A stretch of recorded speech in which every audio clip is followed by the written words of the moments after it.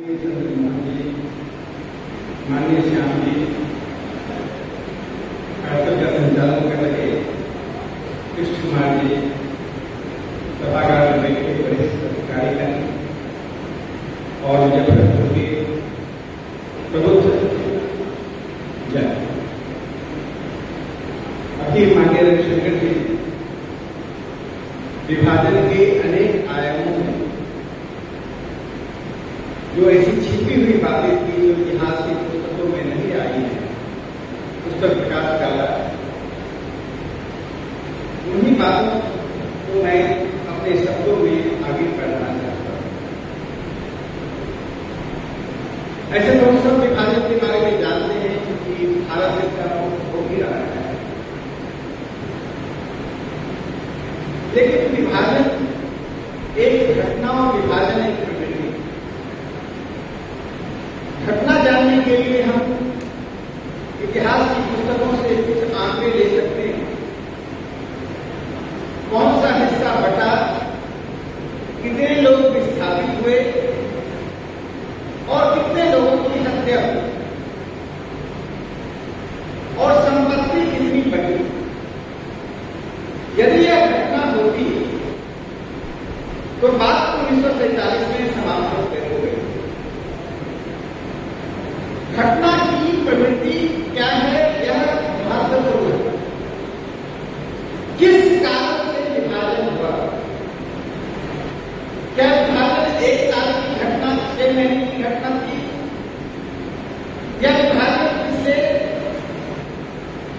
600 साल की उस प्रवृत्ति का एक परिणाम था? इसलिए जब विभाजन विभीषिका की बात करते हैं तो दो महत्वपूर्ण पक्ष को जानना आवश्यक है।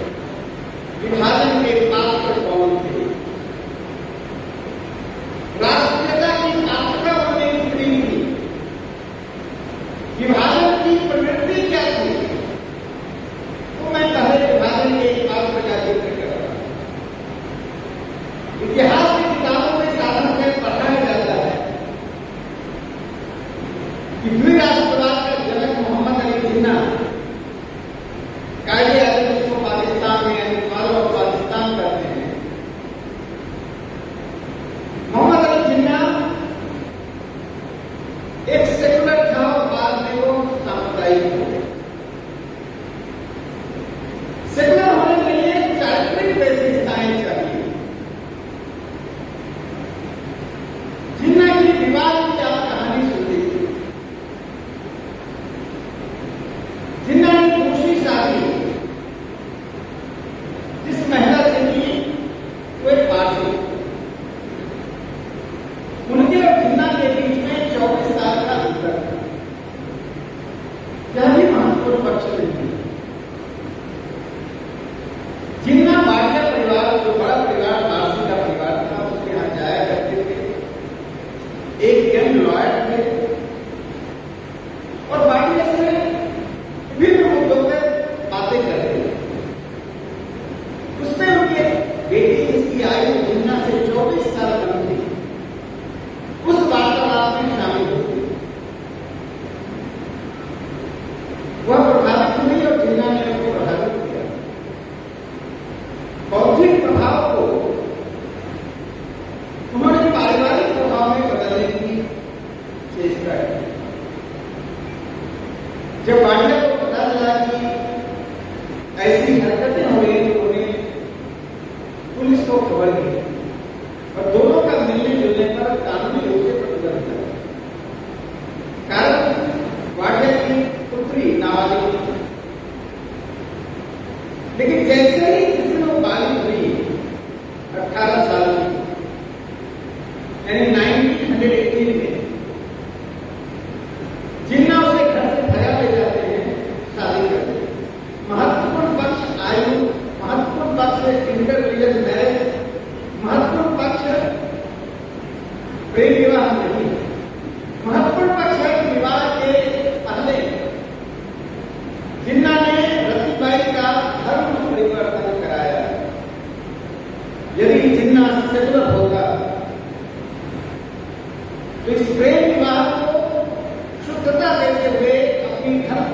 के धर्म पर आक्रमण नहीं करता, इसलिए जिन्ना के बारे में इतिहास की किताब में जो सेक्युलर होने का एक छद्म स्वरूप प्रस्तुत किया जाता है वह गलत है। इसलिए हम लोग पार्टीशन के उस पात्र को समझें जो पार्टीशन का कारण है। मित्रों, एक दूसरी घटना में बताता हूं जो में पार्टीशन से जुड़ो। माननीय रविशंकर जी ने उस मिनिस्ट्रिका का वर्णन किया जिसमें लाखों लोगों को जान गंवाना पड़ा, लाखों लोग विस्थापित हुए।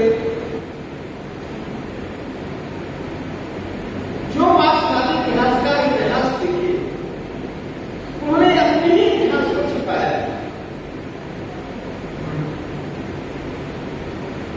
और वो जिस आसानी से इसको छिपा गए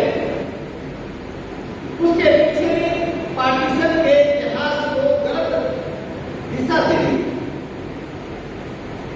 कांग्रेस पार्टी के महासचिव का नाम पीसी जोशी था, बहुत उनका नाम था। उनको आत्मविश्वास था कि पाकिस्तान बनने के बाद पाकिस्तान में उनका स्वागत होगा। इसका एक बड़ा कारण है उनके आत्मविश्वास। बांग्लादेश का एक वामपंथी हामिदा अली जो एक बड़े समाज विज्ञान के रूप में दुनिया में प्रतिष्ठित हुए, उन्होंने स्वयं इतिहास की पुस्तकों में बताया अलीगढ़ मुस्लिम विश्वविद्यालय में मुस्लिम लीग की एक शाखा थी, all India Muslim students federation AIMSF, कमजोर थी। जिन्ना मजबूत रावलपिंडी में भी नहीं थे, जिन्ना मजबूत सिंध में भी नहीं थे, जिन्ना मजबूत नॉर्थ वेस्ट फ्रंटियर प्रोविंस में भी नहीं थे, तो जिन्ना मजबूत कहां थे? जहां जहां मुसलमानों का बहुमत था वहां मुस्लिम लीग कमजोर थी, वहां जिन्ना अलोकप्रिय थे। जिन्ना मजबूत कहा, जिन्ना मजबूत बिहार और उत्तर प्रदेश और बंगाल में। पाकिस्तान का निर्माण सिंध ने नहीं किया, पाकिस्तान का निर्माण नॉर्थ वेस्टर्न फ्रंटियर प्रोविंस ने नहीं किया, पाकिस्तान का निर्माण रावलपिंडी ने किया, पाकिस्तान का निर्माण बिहार और उत्तर प्रदेश ने किया। इसी को छिपाना।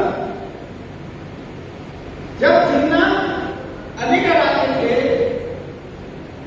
तो स्टेशन पर सैकड़ों लोग फूल माला लेकर स्वागत के लिए खड़े रहते थे। उसी समय नारा लगता था कायदे आजम जिंदाबाद। जिन्ना जब सिंध जाते थे तो एक मोटर गाड़ी में एक ड्राइवर आता था, उनको साथ ले जाने के लिए एक व्यक्ति भी वहां नहीं था। NWFP में जिन्ना जाते ही नहीं थे, रावलपिंडी में पैर रखते ही नहीं थे। तो कम्युनिस्ट पार्टी ने क्या भूमिका निभाई नहीं की? इतिहासकारों का छद्म अपने पाप को छिपाने के लिए कम्युनिस्ट पार्टी के महासचिव ने एक आदेश जारी किया कि अलीगढ़ में जो मुस्लिम लीग का छात्र संगठन है और भारतीय कम्युनिस्ट पार्टी का जो छात्र संगठन है AISF, दोनों को मर्ज कर रहा था। तो कैडर से पूछा हम क्यों मर्ज होते हैं? तो उसका तर्क दिया गया वे पाकिस्तान चाहते हैं, पाकिस्तान के समर्थन में आवाज है, लेकिन उसका प्रचार करने की क्षमता, उसको संगठित करने की क्षमता मुस्लिम लोगों में नहीं है। कम्युनिस्टों में जो ट्रेनिंग है उस ट्रेनिंग का, उस प्रशिक्षण का उपयोग पार्टीशन के आंदोलन में होना चाहिए। तो AISF को मंच करा दिया गया। हम क्या स्वयं AISF के थे, दिल्ली विश्वविद्यालय के वाइस चांसलर बने प्रोफेसर मोनिस रजा स्वयं AISF में थे। दोनों ने विद्रोह किया, दोनों राष्ट्रवादी थे, दोनों ने कहा यह पार्टी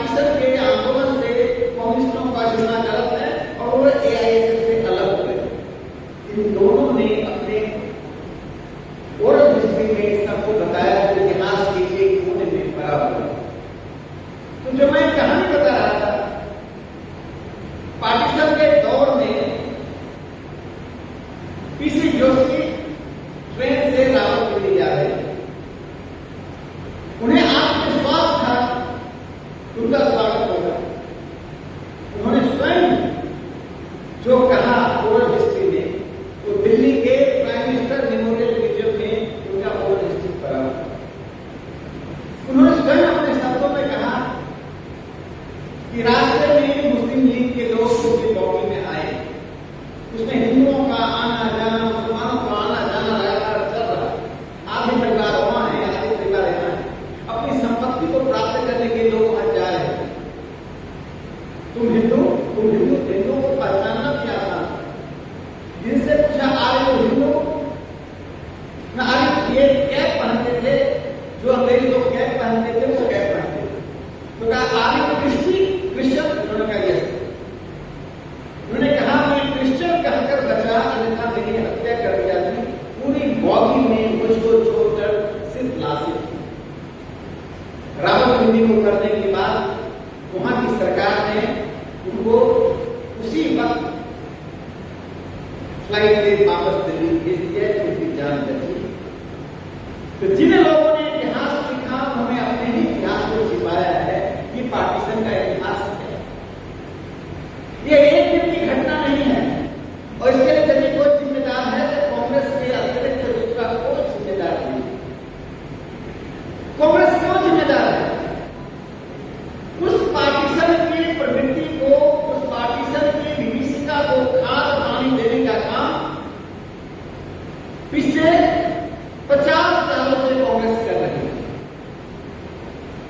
जब सेपरेट रिप्रेजेंटेशन मांगा गया, इस देश में धर्म के आधार पर अंतर करने का, भेदभाव करने का इतिहास नहीं रहा। केरल के मारवाड़ में जिस देश के राजा ने अपने मंत्री से पूछा कि सड़क पर ये क्या कर रहे हैं, मंत्री ने कहा कि मोहम्मद के अनुयायी हैं, अपनी इबादत कर रहे हैं। कहा क्यों? मेरे राज्य में हिंदुओं के रहते हुए कोई इबादत सड़क पर क्यों करेगा? एक मस्जिद बनाओ। तो मंत्री ने कहा कि मस्जिद बनने में समय लगेगा। कहा मुझे 24 घंटे के अंदर में मस्जिद चाहिए। एक हिंदू राजा का फरमान। और केरल के मारवाड़ में एक मंदिर को मस्जिद में रातों रात तब्दील कर दिया गया। दुनिया का पहला मस्जिद है जिसका दरवाजा तुरंत में खुलता है, जिस पर हिंदुओं की तरह का गुंबद है, जिसमें पीतल की घंटी अभी लगी हुई है, जिसमें पीतल का दिया भी तक रखा हुआ है, उसको चेहरा मौसम। उसी का एक टीका भारत के प्रधानमंत्री माननीय मोदी जी ने अरब के राजा, यूनाइटेड अरब एमिरेट के राजा को भेंट किया। देखिए सेकुलर होने का भारत के इतिहास में, भारत की विरासत में क्या प्रमाण विद्यमान है। हम धर्म के आधार पर, पूजा पद्धति के आधार पर नहीं करते। 1931 में जनगणना हुई। उस 1931 के जनगणना में पारसियों की संख्या इस देश में 1,09,000 थी। यहूदियों की संख्या 24,000 थी। 30 करोड़ का हिंदू जनता जिसने चाह लेती पारसियों का धन परिवर्तन करा सकती। हमने न यहूदियों को छोड़ा, न पारसियों को छोड़ा, हम कैसे छोड़े? गुजरात के सार्वजनिक भोग पर जब पहली बार पारसी आए, इस्लाम के अत्याचार से बाध्य होकर जब दुष्ट के इन अनुयायियों को समाप्त किया जा रहा था, कत्ले आम किया जाता है, क्या कर लो या मरो। जैसे गांधी ने बिहार में कहा करो या मरो, ये करते हैं कन्वर्ट हो जाओ या शहीद हो जाओ। उन्हें भारत की ओर आए, एक जहाज पारसी आए, जहाज पोर्ट में रुका, भाषा का अंतर था।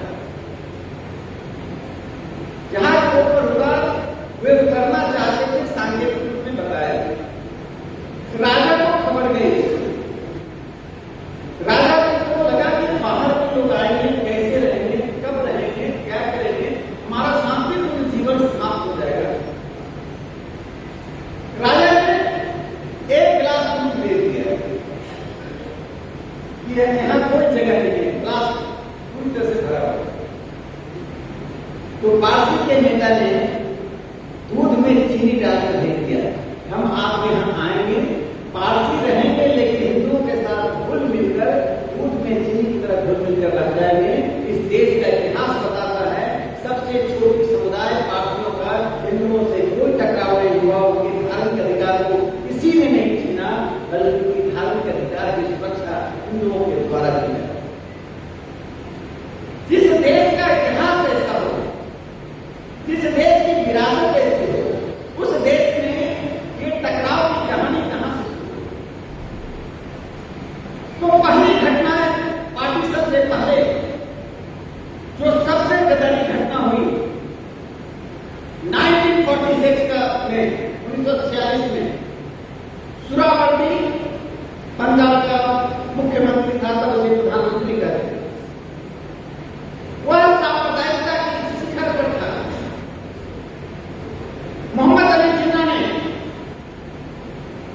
मुसलमानों से कहा कि अब देश को बांटने के लिए प्रत्यक्ष कार्रवाई की जरूरत है, डायरेक्ट एक्शन की जरूरत है, not by negotiation, not by sitting on table और cross side, but by direct action. Table पर एक दूसरे के सामने बैठकर समझौता करके पार्टीशन नहीं ले सकते हैं। पार्टीशन लेना है तो सीधा प्रत्यक्ष कार्रवाई करो, तो प्रत्यक्ष कार्रवाई करो। बंगाल की सड़कों पर 20 अगस्त 1946 को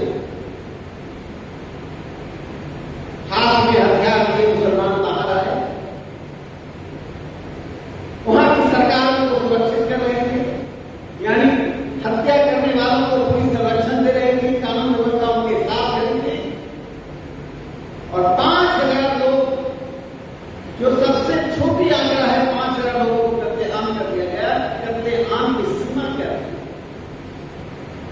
वेस्टमेन अखबार का नाम आपने सुना हो, अंग्रेजी का पुराना अखबार है, यूरोपियन कंट्रोल है, यूरोपियन एडिटेड अखबार था। उसकी एक रिपोर्टर जो हिंदू थी, उस युवती की कहानी बहुत दर्दनाक थी। वह तो रिपोर्ट लिखने के लिए लिखी, साधारण पत्रिकाओं को पत्थर नहीं देके जाते, वो तो शस्त्री गवाह की तरह अखबारों में अपनी रिपोर्ट लिखते हैं। वह गर्भवती थी, 7 से 8 महीने की गर्भवती थी। अपनी कर्तव्य परायणता के कारण रिपोर्ट लिखने के सड़क पर आई। यदि उस दुर्घटना में मर जाती, मारी जाती, तब भी लोग कहते घटना नहीं होती। 7-8 महीने का नवजात शिशु जिसके पेट में हो, पेशे से पत्रकार हो, हाथ में कलम हो, सड़क पर उन मुस्लिम आतंकवादियों ने सामूहिक बलात्कार किया और सामूहिक बलात्कार करने पर 25 शहीद मां की हत्या कर दी। पूरे इतिहास में हिटलर और मुसोलिनी के शासन के दौरान भी इस तरह की नृशंस हत्या की घटना का दूसरा उदाहरण नहीं मिलता है जो बंगाल के डायरेक्ट एक्शन ने नहीं किया। जिस जिन्ना को हम पढ़ा लिखा व्यक्ति कहते हैं, जब उससे पूछा गया साक्षात्कार में कि कानून व्यवस्था को अपने हाथों में लेकर लोगों की हत्या की गई, क्या करना है? I don't want to discuss ethics. मैं नैतिकता पर कोई बहस नहीं करना चाहता हूं, यानी जो मुझे चाहिए मैं दूंगा। नैतिकता का मेरे जीवन में कोई महत्व नहीं है। उस व्यक्ति ने विवाह में नैतिकता नहीं देखी, उस व्यक्ति ने विभाजन के सामने नैतिकता नहीं देखी। इसे इतिहास का जो खलनायक जितना है, उसे किसी भी तरह से इतिहास की पुस्तकों में सेकुलर करना, किसी व्यवस्था में सेकुलर करना इतिहास के साथ ना इंसाफी है, बल्कि इतिहास के ऊपर एक प्रकार है। तो 1946 की घटना घटी। अब एक घटना देखिए, पंजाब के सिंध प्रांत, पाकिस्तान का जो सिंध है, उसमें कानून व्यवस्था मंत्री नवाब साहब, उनके सामने पोर्टफोलियो था लॉ एंड ऑर्डर।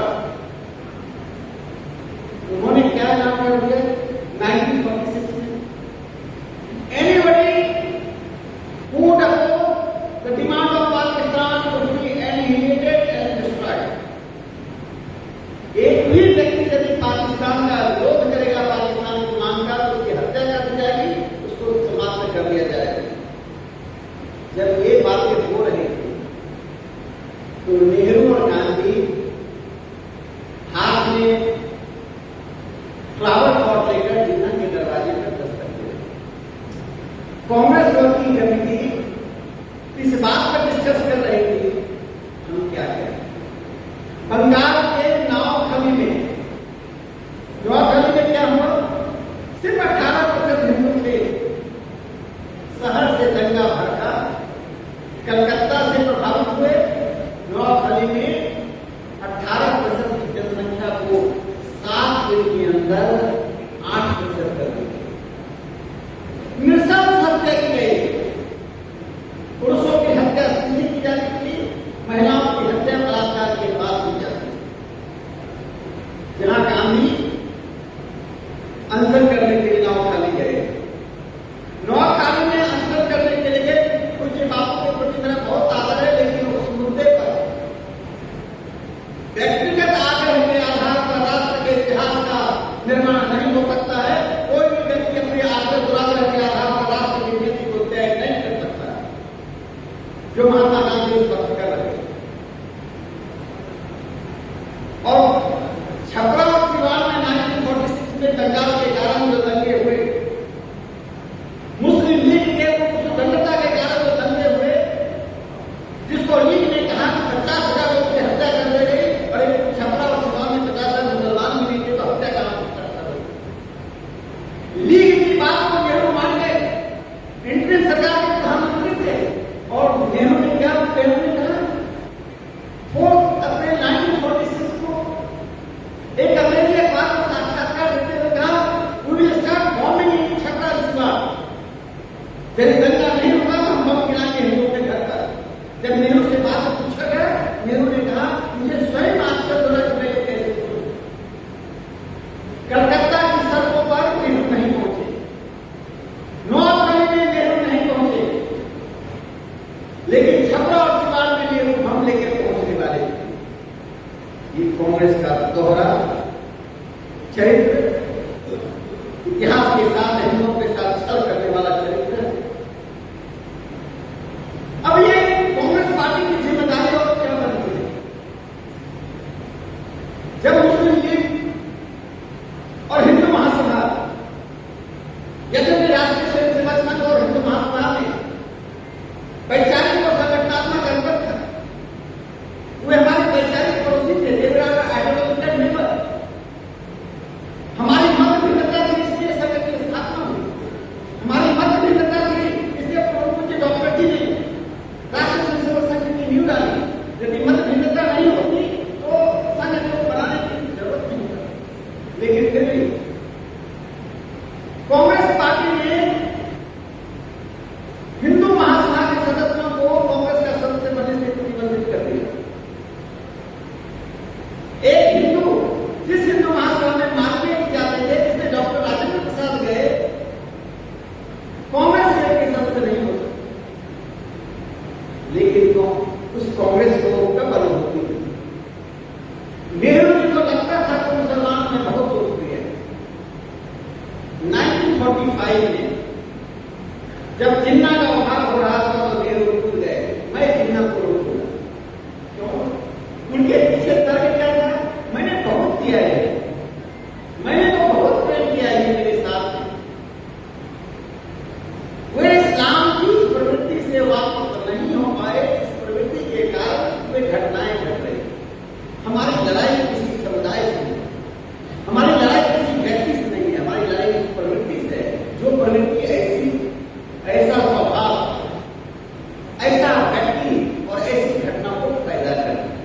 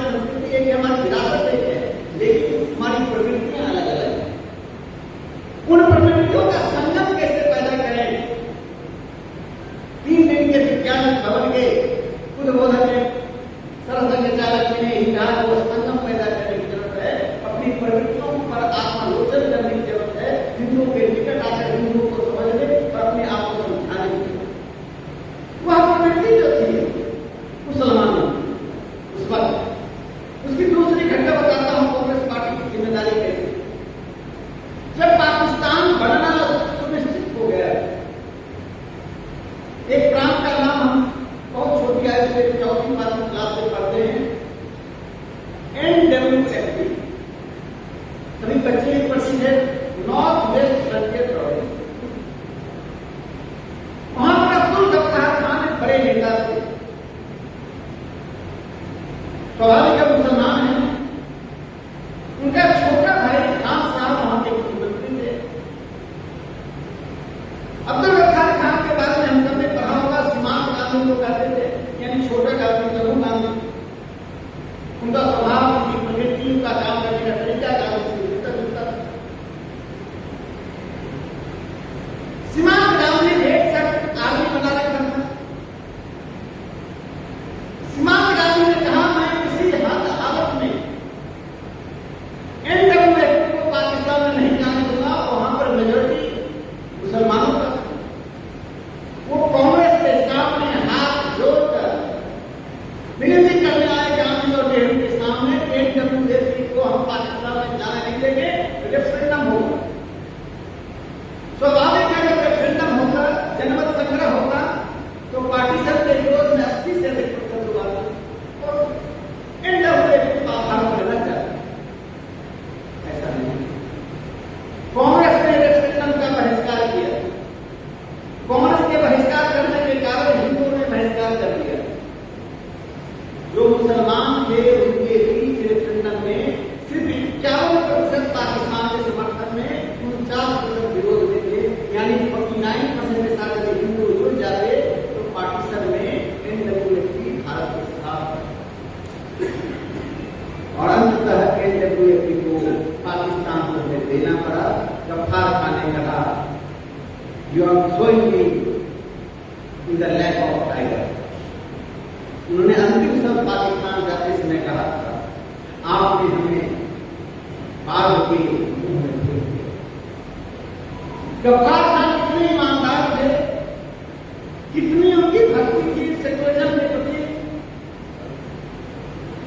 अपनी मृत्यु के अंतिम दिन तक सिर्फ 2 वर्ष ही पाकिस्तान में मुक्त रह सके। कभी अफगानिस्तान में, कभी भारत में, या तो जेल में रहते थे या निर्वासित थे। उन्होंने पाकिस्तान के संविधान को, पाकिस्तान की संस्कृति को, पाकिस्तान के दीनी राजनीति को स्वीकार नहीं किया और जीवन भर अपनी बात में सीमांत गांधी रह गए। आज मैं उस सीमांत गांधी के सामने नतमस्तक होता हूं, जो हमारे गांधी नेहरू से कभी अधिक सिद्धांत पर खड़े रहे और भारत के पाकिस्तान के खिलाफ लोगों को चेतना जगाते। तीसरी बात मैं बताना चाहता हूं, पार्टी के सुनने कांग्रेस पार्टी ने क्या,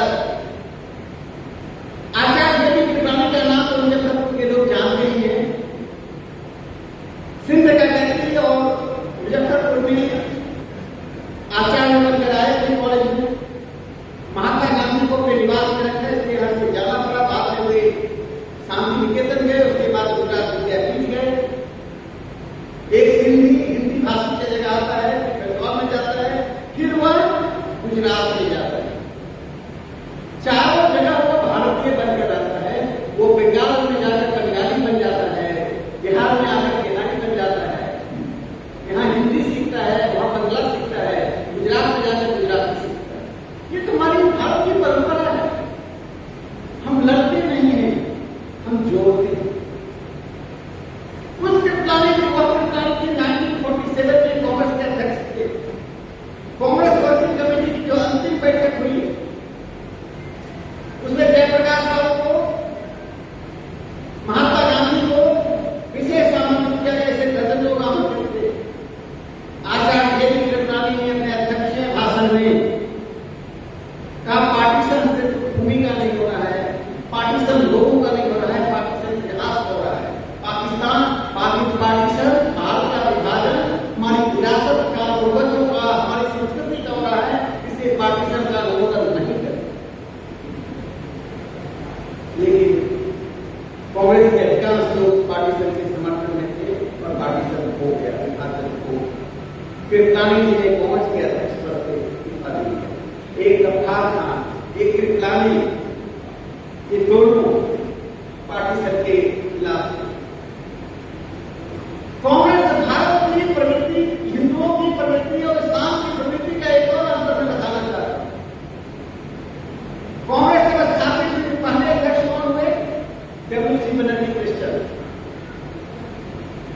उसके बाद जितने अध्यक्ष हुए, 2 यूरोपियन हुए, जितने अध्यक्ष हुए या तो मुसलमान हुए या क्रिश्चियन हुए या यूरोपियन हुए, लगातार 7 अध्यक्ष गए हिंदूवाद, हिंदुओं ने किसी का धर्म नहीं किया। फिरोज शाह मेहता अध्यक्ष हुए पार्टी। इस तरह से पारसी, क्रिश्चियन, मुस्लिम, यूरोपियन, इस कम्युनिटी के समाज पर को संरक्षित करना महत्वपूर्ण है। अच्छाई होना और अच्छाई को बचा कर रखना। जो समाज समुदाय अपनी अच्छाई को बचाता नहीं है, अपनी शत्रुओं की प्रवृत्ति को नहीं समझता है, उसे बार बार सरकारी जैसी घटनाओं का गवाह बनना पड़ेगा। इसी विभाजन में रावलपिंडी से जो ट्रेन आती थी और जो उसके परिवार के जन वहां रहते थे, लाखों से भरी ट्रेन आती थी। यहां से जिंदा लोगों को लेकर ट्रेन जाती थी। यहां जो संपत्ति थी उसको एनवी प्रॉपर्टी एक्ट के तहत आज तक हम जूझ रहे हैं, वो संपत्ति किसकी है। पाकिस्तान में जो संपत्ति हिंदुओं की थी, जिस दिन हिंदू वहां से आए उसी दिन उनकी संपत्ति बेच हो गई। उनको एनवी प्रॉपर्टी एक्ट के तहत सभी संपत्तियों को बेच दिया जाए। जो हिंदू आए वे ठीक मत करा, बच्चे थे, पत्नी थी, बहन थे, भाई थे, उनकी संपत्ति है। जो मुसलमान यहां से गए वहां यहां आकर 1962 तक उनकी संपत्ति बेचते रहे। हम अच्छा कर रहे हैं ये तो ठीक है, लेकिन जो बुरा कर रहे हैं उनके उस तौर तरीकों को समझना, उस विभीषिका से बचना कि विभाजन विभीषिका दिवस हम इसलिए नहीं मनाते हैं, इसे हम श्रद्धांजलि दें, इसलिए नहीं मनाते कि उन आंकड़ों को याद करें कितने लोगों की हत्या हुई, इसलिए भी नहीं मनाते कि कितनी भूमि चली गई भूमि तो आ जाएगी। जिन लोगों की हत्या हो गई उनको हम याद करते रहेंगे, हम अखंड भारत बना लेंगे। लेकिन जो सबसे महत्वपूर्ण प्रश्न है कि उस प्रवृत्ति से क्या भारत हुआ है, यह तो उन लोगों को बताना पड़ेगा जो इसके लिए जिम्मेदार है। एक पर उदाहरण बोलता हूं, जब उदाहरण को बोला जाए, पूछा जाए इसको किसने बोला है, यदि इसमें तुरंत मुझे श्री गुरु जी का नाम दे दिया जाए तो सब लोग कहेंगे गुरु जी ने ही बोला। संविधान सभा में सरदार पटेल उसी प्रवृत्ति को बताया जब उनसे मांगा गया। जेडेक्स लाई एक बहुत मुस्लिम लीग के प्रतिबद्ध नेता थे, उत्तर प्रदेश के आते। विभाजन के बाद जो संविधान सभा चल रही थी उसमें एक बात उठाई कि उन्होंने अपने भाषण में कहा, younger brothers, we need your affection, हम आपके छोटे भाई, हमको आपका प्रेम चाहिए। तो प्रेम किस रूप में चाहिए? हमें आप धर्म के आधार पर आरक्षण दीजिए, kindly provide reservation on the basis of religion. You will do it. We know that people are liberals. They always consider younger brother and they give affection. इसके पहले के नेहरू खड़े होते और कहते हाँ तुम छोटे भाई हो तो तुम रिजर्वेशन देता हूं, सरदार खड़े थे। मैंने कहा मैं उनके शब्दों का यथार्थपूर्ण करता हूं। I know what the affection means. I also know what the younger brother means. I have seen it. मैंने इसको देखा है। It is not those who are in Pakistan divided India. It is those who are left out in India. They are responsible for dividing of the country. The Muslims of Uttar Pradesh and Bihar, they demanded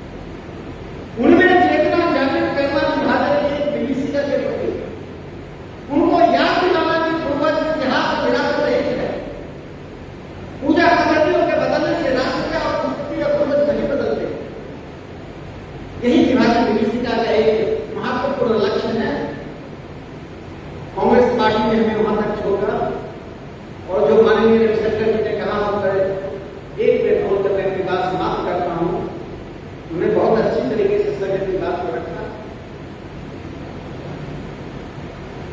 Muslim league के अखबार का नाम है गांव, DAWA गांव। ये मुस्लिम league का मुखपत्र था, mouthpiece of the Muslim League. गांव में 16 मई 1946 को एक एडिटोरियल लिखा जिसका शीर्षक था रात से 24%। अब देखिए मुसलमानों की अवधि की जानकारी के लिए आरोप क्या लगा है। One organization RSS which was formed by some doctor of Nagpur is dangerous for Muslims. I demand from Nehru and Gandhi to support our memorandum to ban the RSS. किसी डॉक्टर के द्वारा नागपुर में राष्ट्रीय संसद संघ बनाया गया जो मुसलमानों के लिए खतरनाक है, उस पर प्रतिबंध लगाने के लिए मैं नेहरू और गांधी से अपील करता हूं। 15 दिन तक गांधी नेहरू को उस अपील पर ध्यान नहीं दिया। गांधी नेहरू ने उस अपील को नहीं माना। कैसे माना? 11 फरवरी 1947 को कुछ ही महीने बाद संसद में उसको सेंट्रल असेंबली में ये जाफर शरीफ ने पूछा, Why don't you ban RSS? संघ को प्रतिबंधित करने लगाते हो? सरदार पटेल ने कहा, सिंध से लेकर पंजाब टोटल जितने मुस्लिम मेजॉरिटी प्रोविंसेस हैं, जितने हिंदू मेजॉरिटी प्रोविंसेस हैं, किसी ने भी RSS को किसी भी सांप्रदायिक दंगे में दोषी नहीं माना है। यह टेबल पर मैं रिपोर्ट करता हूं। How can you ban RSS? तो गांधी नेहरू ने क्या किया? 31 मई 1946 को फिर एक एडिटोरियल आता है। We condemn Nehru and Gandhi for not supporting our demand to ban RSS. जिस राष्ट्रीय स्वयंसेवक संघ के कारण अकाली दल के साथ मिलकर पंजाब के हिंदुओं को बचाने का जो बड़ा काम किया, अपनी जान को जोखिम में लेकर अनेक संघ के स्वयंसेवकों को बलिदान देना पड़ा। इतिहास में आज के इतिहासकार उसे राष्ट्रवाद के लिए दोषी ठहरा। यदि हिंदू महासभा और सावरकर जी इतने लोकप्रिय थे, इनका आधार इतना नहीं था, तो 1945 के चुनाव में हिंदू महासभा को बहुत आना चाहिए था, कांग्रेस पार्टी को अलग जाना चाहिए था। जिस पार्टी का संगठन छोटा था, जिस पार्टी के नेता की अपील छोटी थी, उसको आप गांधी नेहरू से तुलना करके कहते हैं पार्टी से अपनी एक जिम्मेदार है। फिर राष्ट्रवाद के लिए हिंदू महासभा जिम्मेदार था। RSS देश का अकेला संगठन था जिसने एंटी पाकिस्तान डे पूरे हिंदुस्तान में मनाया। इस इतिहास में उन पृष्ठों को बदलने की जरूरत है। उन पृष्ठों को बदलने के लिए भावना को उपयोग नहीं होना चाहिए, हमारे पूर्वाग्रह को उपयोग नहीं होना चाहिए। इतिहास के पिटारे में अन्य तथ्यों को निकालकर संदर्भ और तर्क के अनुसार से पेश करके भारत के पाकिस्तान के नए इतिहास को लिखने की जरूरत है। वही इतिहास विभाजन की विभीषिका के प्रति सच्ची श्रद्धांजलि होगी। इन्हीं शब्दों के साथ बहुत